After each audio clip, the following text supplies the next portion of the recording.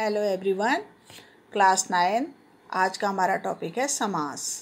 तो समास आपने स्मॉलर क्लासेस में तो पढ़े हैं, पर एक बार फिर से हम रिवीजन कराएंगे क्योंकि कई नई चीज़ें भी हैं। जैसे तत्पुरुष समास के भी जूनियर क्लासेस में आपने शायद नहीं पढ़े हैं, तो यहाँ आप पढ़ोगे इन्हें।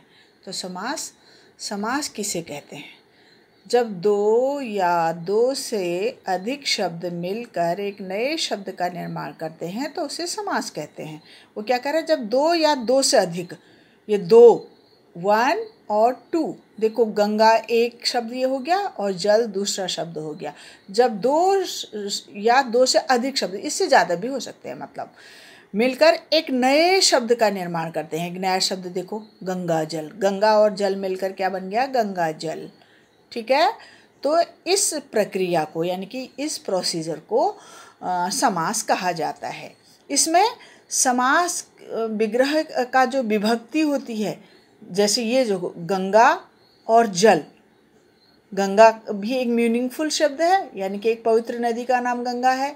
और जल, जल माने क्या होता है? पानी, ये भी एक मीनिंगफुल शब्द है। दोनों मीनिंगफुल शब्द होने चाहिए, और फिर जो मिलकर बनेगा वो तो मीनिंगफुल होगा ही। गंगा और जल को अगर हम अलग अलग करेंगे तो क्या बनेगा? गंगा का जल। इसे विग्रह कहते हैं। क्या कहते हैं? विग्रह। ठीक है, ये जो गंगा का जल, इसके बीच में छुपा है, गंगा और जल के बीच में क्या छुपा है? का।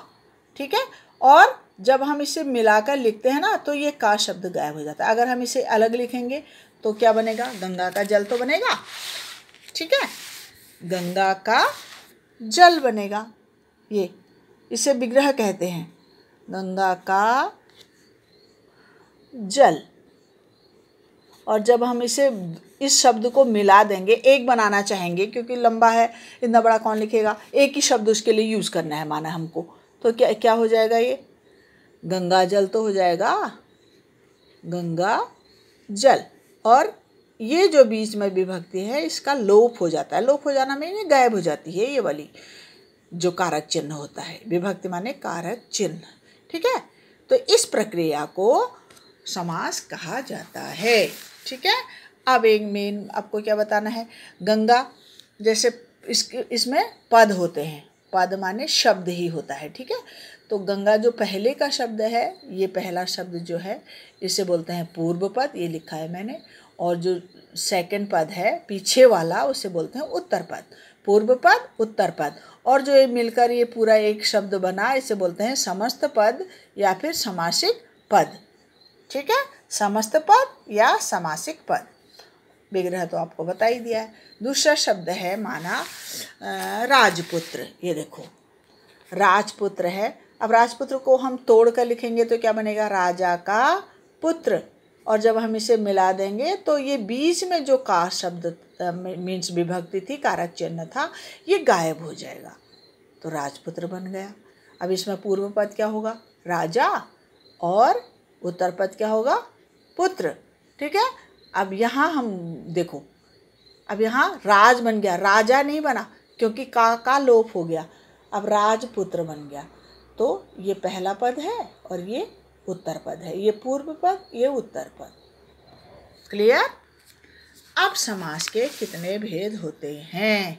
ठीक है, समास के 6 भेद होते हैं। ये देखो, नंबर 1 समास के भेद है ना, तत्पुरुष समास, कर्मधारय समास, द्विगु समास, बहुब्रीहि समास, द्वंद्व समास और अविभव समास।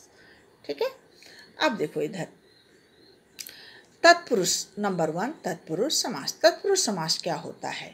तत्पुरुष समास मेन आपको यहाँ ये सीखना है कि तत्पुरुष समास में जो पहला पद होता है वो संज्ञा, सर्वनाम या विशेषण होता है। पहला पद माने जो पहले का शब्द होता है वो पूर्व पद। पूर्व पद संज्ञा, सर्वनाम या विशेषण होता है, और जो बाद वाला होता है उत्तर पद, वो विशेष्य होता है। विशेष्य माने जिसकी विशेषता बताई जाती है उसे विशेष्य कहते हैं।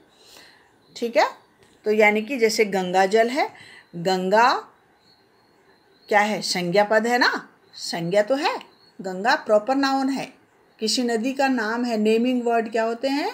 Proper noun. और जल क्या है? जल की विशेषता बताई जा रही है। कौन सा जल? गंगा का जल।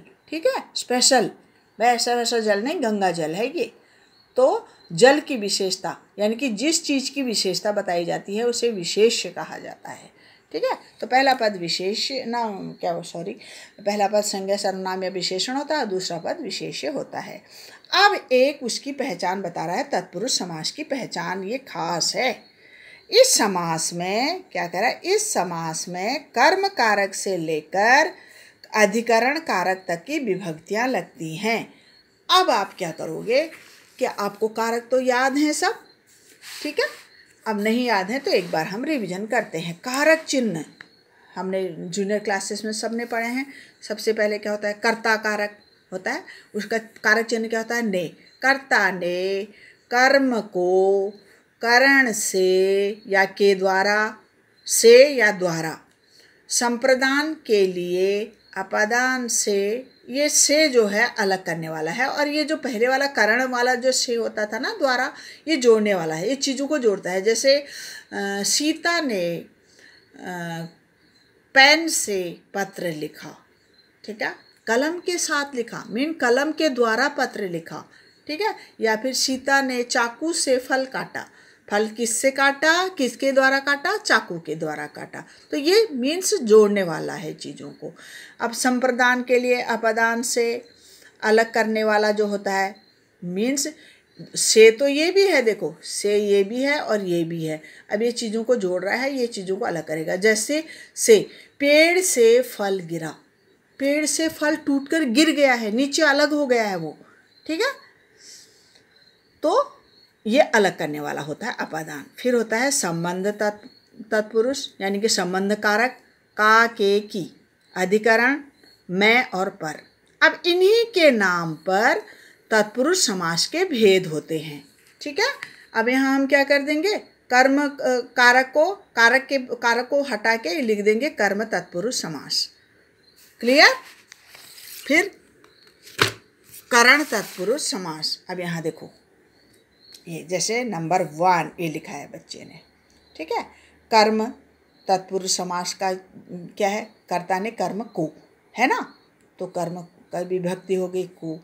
अब ये मैं ये क्यों बता रही हूँ, क्योंकि ये विग्रह करते समय लगेगा इसमें, कर्म तत्पुरुष में को, करण तत्पुरुष के द्वारा जोड़ने वाला, संप्रदान तत्पुरुष के लिए अपदान तत्पुरुष का चिन्ह क्या है, से अलग करने वाला, संबंध तत्पुरुष का, के, की, अधिकरण तत्पुरुष मैं पर, नए तत्पुरुष एक और होता है अब 7वां, ठीक है। 6 तो ये हो गए, ये 7वां है नए तत्पुरुष। इसका मीनिंग होता है न आना, मीन्स नेगेटिव सेंटेंस। जैसे आदर है ना, आदर, आदर माने रेस्पेक्ट होता है, उसका अपोजिट अनादर होता है कि नहीं, तो अनादर मीन्स क्या होगा, न आदर, इसकी भी क्या हो जाएगा, न आदर, इसके आगे न लग जाएगा नंग तत्पुरुष में। अब जैसे आस्तिक है, आस्तिक का उल्टा क्या होता है, नास्तिक। नास्तिक मीन्स क्या होगा, न आस्तिक, आपने विग्रह करते समय न लगा देना है, न आस्तिक, न आदर, क्लियर। अब देखो कर्म तत्पुरुष का उदाहरण, कर्म तत्पुरुष, अब को इनके बीच में कहने का मतलब है जब विग्रह करेंगे तो को लगेगा। अब देखो कर्म तत्पुरुष में को लगेगा, जैसे यश प्राप्त, यश को प्राप्त, जन प्रिय, जन को प्रिय, बीच में को विग्रह करते समय क्योंकि कर्म तत्पुरुष है ये। ग्रामगत, ग्राम को गत, ऐसी स्वर्ग गत भी हो सकता है, ठीक है, स्वर्ग को गया हुआ, ठीक है, स्वर्ग को गत। गिरह काट, गिरह को काटने वाला, को की विभक्ति लगी है, ये देखो, ठीक है, ये से कर्म, जिसमें को लगेगा वो कर्म तत्पुरुष समास होगा। दूसरा होता है करण तत्पुरुष, ठीक है, से द्वारा मीन जोड़ने वाला, जैसे मुँह मांगा, मुँह से मांगा, ये छोटा ऊ की मात्रा आनी चाहिए थी इसमें। मुँह मांगा, मुँह से या मुँह के द्वारा मांगा हुआ मतलब, ठीक है। तुलसीकृत, तुलसीकृत, तुलसी द्वारा कृत यानी कि तुलसी के द्वारा लिखा गया, कौन सा है वो, रामचरितमानस। अगर ऐसा है तो फिर तो उसमें बहुब्रीहि समास होगा, सिर्फ विग्रह पर डिपेंड करता है। तुलसी द्वारा कृत, हस्त लिखित, हाथ से लिखित। ठीक है, ये से लग रहा है ना सब में, द्वारा या से, तो इसका मतलब ये कौन सा समास हो गया? करण तत्पुरुष समास। ठीक है, पहचानने के लिए आएंगे पेपर में। अब है तीसरा संप्रदान तत्पुरुष। ठीक है, अब संप्रदान तत्पुरुष की विभक्ति क्या होती है? के लिए होती है ना। ये देखो, विद्यालय, विद्या के लिए आलय, आलय माने घर होता है। सत्याग्रह, सत्य के लिए आग्रह। रसोई घर, रसोई के लिए घर। पाठशाला, पाठ के लिए शाला। के लिए लगेगा इसमें। फिर है अपादान तत्पुरुष, ये इसका भी से है पर ये अलग करने वाला है। ठीक है, जैसे देखो अलग हो रहा है। श्राप मुक्त, श्राप से मुक्त, यहाँ मुक्त हो रहा है, वो छूट रहा है, मतलब ये छूटने वाला है ना। से तो है पर अलग होने वाला है। श्राप से बिल्कुल अलग हो गया, वो श्राप से मुक्त हो गया। धनहीन, धन से हीन, मतलब जिसके पास, जो गरीब है, धन नहीं है जिसके पास, धन से हीन, धन से बिल्कुल अलग हो गया। कर्तव्य विमुख, कर्तव्य से विमुख, कर्तव्य से अलग हो गया, जो अपना कर्तव्य नहीं निभाते, कर्तव्य से अलग। ठीक है, तो ये इसका भाव है मीनिंग अलग होना से। अब संबंध तत्पुरुष, अब इसमें जिसमें ये वाला से लगेगा, ठीक है, अलग होने वाला, तो ये कौन सा समास होगा? अपादान तत्पुरुष समास। समझ में आ गया? ये देखो, अपादान तत्पुरुष समास, यहाँ लिखना चाहिए था बच्चे को, इसने यहाँ लिखा है अपादान तत्पुरुष समास। ठीक है, ये सब अपादान तत्पुरुष समास के उदाहरण हैं। उसके बाद होता है संबंध तत्पुरुष। का, के, की जिनके बीच में लगेगा वो सब क्या होगा? संबंध तत्पुरुष। जैसे राज्य भाषा, राजा की भाषा या राज्य की भाषा। जलधारा, जल की धारा। राजपुरुष, राजा का पुरुष। राजकुमार, राजा का कुमार, ऐसे होगा ना। ठीक है, तो ये जिसमें का, की, के लगेगा वो हो जाएगा संबंध तत्पुरुष समास। फिर हो गया अधिकरण तत्पुरुष समास। दानवीर, जिसमें मैं या पर लगेगा। ठीक है, घोड़े पर सवार एक और लिखा है मैंने। ठीक है, जैसे दान में वीर, दानवीर। युद्ध में वीर, युद्धवीर। शरणागत, शरण में आगत, यानी कि शरण में आया हुआ। आप बीती, आप पर बीती, जो अपने पर बीती होती है। घुड़सवार, घोड़े पर सवार, जिसमें पर मैं लगा है तो वो अधिकरण तत्पुरुष समास हो गया। ठीक है, अब है लास्ट वाला नए तत्पुरुष। इसमें विभक्ति क्या लगती है? न। ठीक है, अब इसकी कोई विभक्ति तो नहीं होती, मतलब ये तत्पुरुष समास है।